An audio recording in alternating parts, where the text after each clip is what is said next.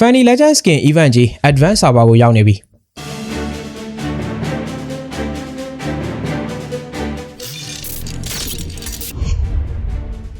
မင်္ဂလာပါပရိသတ်ကြီးတွေကျွန်တော်တို့အားလုံးအတွက်ငွေကုန်ပေါက်အသစ်ကြီးကိုတော့မွန်တွန်းကဖောက်ပေးလိုက်ပြန်ပါပြီအဲ့တော့ Fanny Legend Skin ဖောက်ရမယ့် event ငွေကုန်ပေါက်ပါပြီ event name အပြည့်စုံကတော့ Gladigo Starhawk လို့အမည်ရပါသည်ဒီ event ပုံစံက Lela Legend Skin event ပုံစံမျိုးနဲ့လာပါသည် event ထဲမှာတော့ Fanny Skin ကကြီးဆွဲလို့မပြီးသေးတာမို့လို့ Alpha Legend Skin ကြီးကိုပဲအစားထိုးပြီးတော့ပြထားပါသည် Skin ရဲ့ name နဲ့ design color နေထားမှာတော့သူကရှေ့က Granger တို့ Leslie တို့ Legend Skin တွေနီးတူ Galaxy တွေကသူရဲ့ကောင်အထာနေပဲလာပါသည်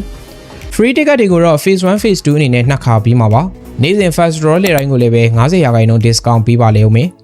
ပထမဦးဆုံး10ချက်လဲရင်တော့ 50% discount ရမှာပါ Event Phase 1နဲ့ Phase 2မှာ Diamond 900လောက်ထိ recharge လုပ်ပြီးတော့အဲ့ဒီ event မှာပြန်သုံးမယ်ဆိုရင် Free ticket လေး15ကတ်စီလောက်ရအောင်မှာဖြစ်ပါသည် Phase 1မှာ15ကတ် Phase 2မှာ15ကတ်ဆိုတော့စုစုပေါင်း Diamond 1000ထည့်ပြီးတော့အဲ့ဒီမှာပဲသုံးမယ်ဆိုရင်နေ့စဉ် short ကြီးတွေနဲ့ဆိုရင်တော့ Event Draw အချိန်50လောက်ကိုအလကားနီးလောက်လှည့်ရမှာဖြစ်ပါသည်ပြီးတဲ့ထဲမှာ free ticket တွေအပြင်ကမှ promo diamond တွေလည်းပါလာအောင်မယ်ဒီ promo diamond တွေကို event လှည့်ရမှာတစ်ခါကိုအလုံး80အထိပြန်သုံးခွင့်လည်းပေးထားပါအောင်မယ် event လှည့်ရင်နဲ့ normal skin တွေတခြား in-game item တွေအပါဝင်ကမှ event coin တွေအစားရှိတဲ့ reward တွေကိုတော့ကြာပန်းပေးသွားမှာပါ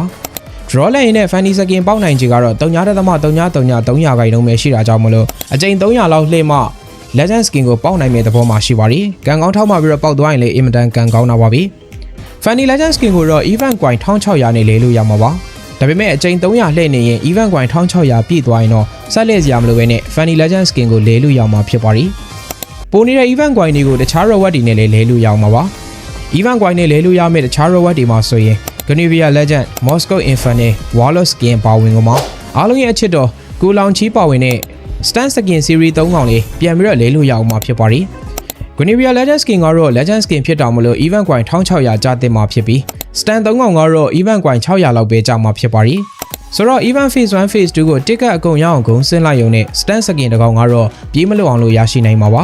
ချောင်းဘရိုလေးတို့အတွက်တော့သတင်းကောင်းပါပြီ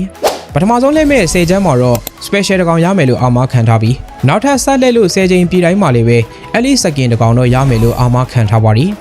ကျွန်တော်တို့စားစောခဲ့စဉ်တုန်းက Dandrop ပြည်တိုင်း Epic Skin တစ်ကောင်ရခဲ့တာကအခုခေတ်ကလေးတွေကိုပြောရင်ပုံမြင်လိုပဲထင်သွားတော့မှာပါဒါပေမဲ့ဒီ event မှာတော့ကောင်းတာလေးတစ်ခုက event တစ်ခေါက်လေတိုင်းမှာ point နေတက်လာမှာဖြစ်ပြီးအဲ့ဒီ point နဲ့ boss တွေကို level တင်ပြီးတော့ collector skin ဒါမှမဟုတ် lucky box skin တစ်ကောင်ကြာပန်းရရှိမဲ့ box လေးတစ်ခုလည်းထည့်ပေးထားတာကိုတော့ရှာကြံကျေးဇူးတင်ရပါလိမ့်မယ် event လက်လေး collector skin တစ်ကောင်ရဖို့ပို့ပြီးတေချာလေးပါပဲ